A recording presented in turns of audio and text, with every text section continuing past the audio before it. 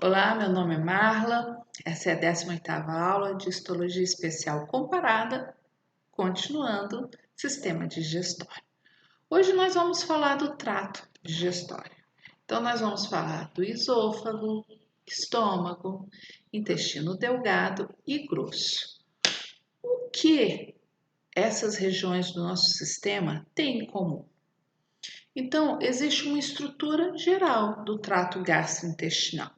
Esta estrutura geral é dada por camadas: camada mucosa, submucosa, muscular, serosa ou adventícia. O que existe na camada mucosa? Um epitélio, um tecido conjuntivo, uma muscular da mucosa. Na submucosa, nós temos tecido conjuntivo e na camada muscular existe a muscular interna, a muscular externa. E por último, então, uma adventícia ou serosa. Então, o que há de comum no trato gastrointestinal?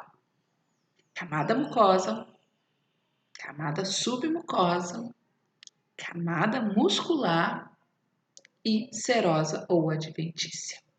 Começando então pela camada mucosa. A camada mucosa, ela obrigatoriamente tem um epitélio. Que epitélio é esse? Vai variar, nós já vamos ver.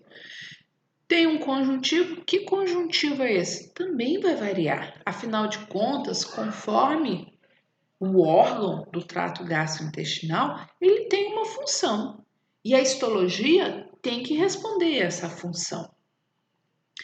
A muscular da mucosa, ela é muito importante, principalmente lá no intestino delgado, no intestino grosso, que tem no delgado, que tem as vilosidades, que vai movimentar essas vilosidades, permitindo que tenha um maior contato com o alimento. E no delgado e grosso, tem muitas glândulas.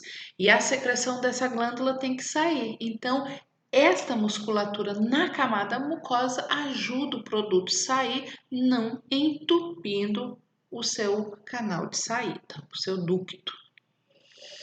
Vamos ver então os tipos de mucosa e nós vamos dividir da seguinte forma, sempre aliando histologia à fisiologia.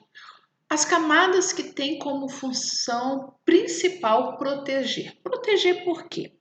Quando a gente ingere um alimento que vai passar desde a cavidade oral até a orofaringe e o esôfago, esse alimento pode causar certo atrito na parede do trato gastrointestinal, arrancando células. Ou lá no final, quando as fezes vão sair, elas podem estar muito secas e aí também retiram células da parede ali do canal anal. Para evitar que saia uma célula e já exponha um tecido conjuntivo altamente vascularizado, existe um epitélio que é estratificado, várias camadas. Arrancou uma célula, mas já existem outras células embaixo. E dependendo do animal, dependendo da situação, esse epitélio pode estar queratinizado ou não.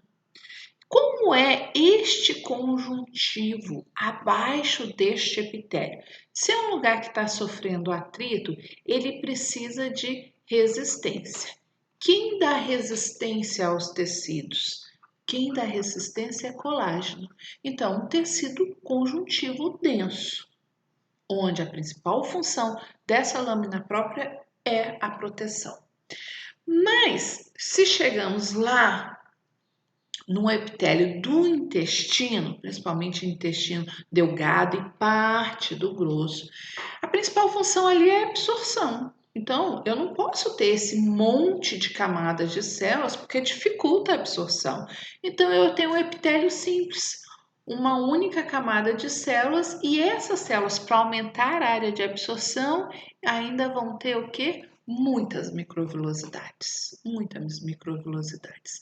E embaixo dessas células, que são os enterócitos, tem um conjuntivo que é altamente vascularizado, afinal de contas tem que levar esses nutrientes embora, e tem muitas glândulas e também vamos encontrar estruturas de defesa do sistema linfático. Por último, nós temos um outro tipo de mucosa, que é a mucosa secretora. Essa está num lugar específico, que é o estômago. Como vocês estão vendo, toda a lâmina própria dela, toda isso aqui é a lâmina própria. Toda a lâmina própria dela tem muitas células que secretam, né? Essas células secretoras formam glândulas e nós vamos ver no momento que a gente estiver falando do estômago. E essa secreção é importante para o funcionamento do órgão. Por isso que essa mucosa é denominada mucosa secretora. Então vamos ver isso aí ao longo do trajeto. Iniciando o trato gastrointestinal, nós temos um epitélio estratificado pavimentoso, um conjuntivo rico em fibras colágenas e uma muscular da mucosa que já colabora nessa movimentação do órgão. Lá no estômago já temos um epitélio que é simples. Acontece absorção no estômago? Acontece, bem pouquinho, e só de alguns tipos de moléculas, mas acontece. A lâmina própria é um conjuntivo, mas um conjuntivo riquíssimo em glândulas, por isso que a mucosa é secretora. E novamente aqui nós vemos a muscular da mucosa, tá vendo? A muscular da mucosa, muscular da mucosa.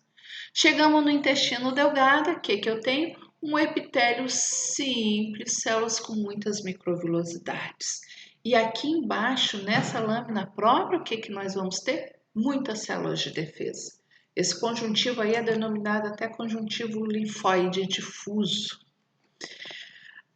Quando saímos do intestino delgado e vamos para o intestino grosso, continuamos tendo o mesmo tipo de epitélio, um epitélio simples e as células com suas microvilosidades.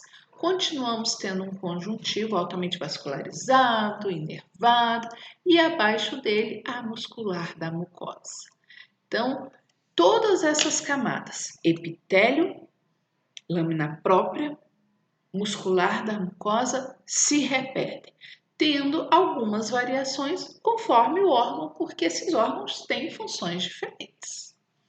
A submucosa. Gente, a submucosa sempre vai ser tecido conjuntivo. Sempre vai ser tecido conjuntivo.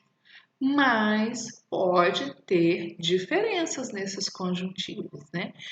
Se é conjuntivo, ele está levando vasos, tanto sanguíneos quanto linfáticos, ele está levando estruturas pode ter a presença de estruturas linfóides, pode ter glândulas, nós podemos encontrar sistema nervoso periférico.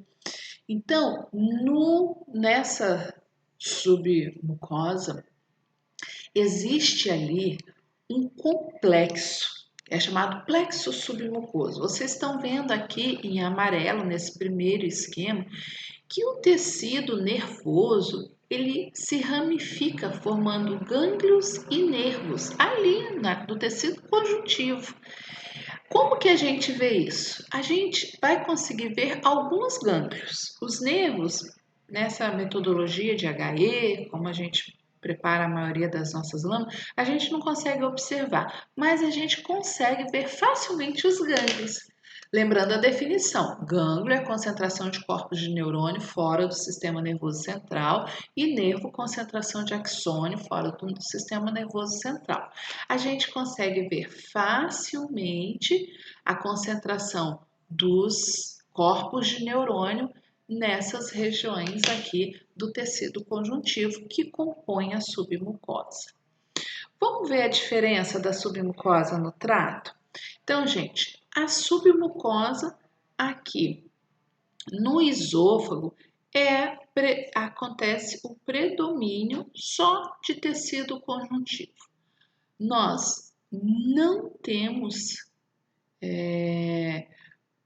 outros tipos de tecido, a não ser, vocês estão vendo aqui, ó, nessa região, que na submucosa existe muitas glândulas E essas glândulas vão ser muito importantes para quê? Para produzir um muco para deslizar o alimento. Na submucosa do estômago, ó, entre a muscular da mucosa e a camada muscular, nós temos a submucosa. Essa muscular não tem nenhuma estrutura que a diferencie ou que chame a atenção. Já no duodeno, e agora entramos em intestino, nós vamos ter riqueza de glândulas, assim como tivemos a riqueza de glândulas lá no esôfago. Lógico que no duodeno já são outras glândulas. Aliás, você já imaginou a importância dessas glândulas lá no duodeno? Será que tem a ver com a secreção que está saindo do estômago? Tem, vamos voltar a falar disso. Lá no jejum, então, na submucosa a gente não tem essa riqueza de glândulas, por isso o jejum, né? Tem jejum, não tem a ausência de glândulas, né? No ilho, a submucosa ela se diferencia porque tem muitas estruturas de defesa. E essas estruturas se agrupam, formando a placa de Peyer. E no intestino grosso, nós também conseguimos perceber a presença de estruturas que fazem defesa, só que aí elas estão isoladas.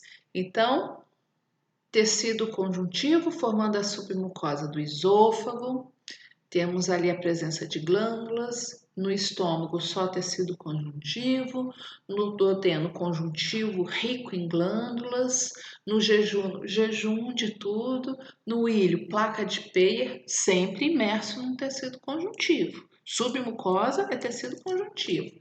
Lá no grosso, conjuntivo e imerso nele estrutura de defesa. Então, depois da submucosa, o que nós temos? Camada muscular. Que músculo? Grande maioria é músculo liso, mas no comecinho do digestório e no final, aí a gente tem o esquelético. Esse músculo ele é dividido em camada interna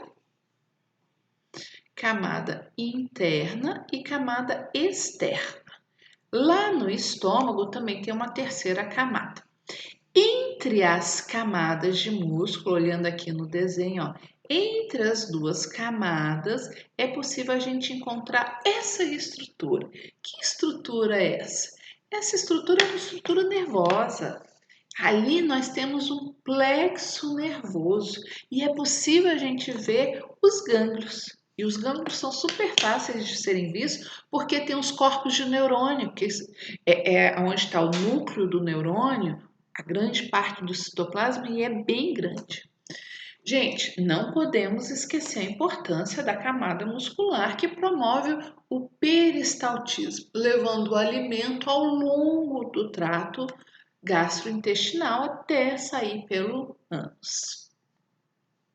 E por último, temos então um revestimento que pode ser formado por uma serosa ou peritônio visceral, que é formado por quê? Por um tecido conjuntivo mais um epitélio de revestimento.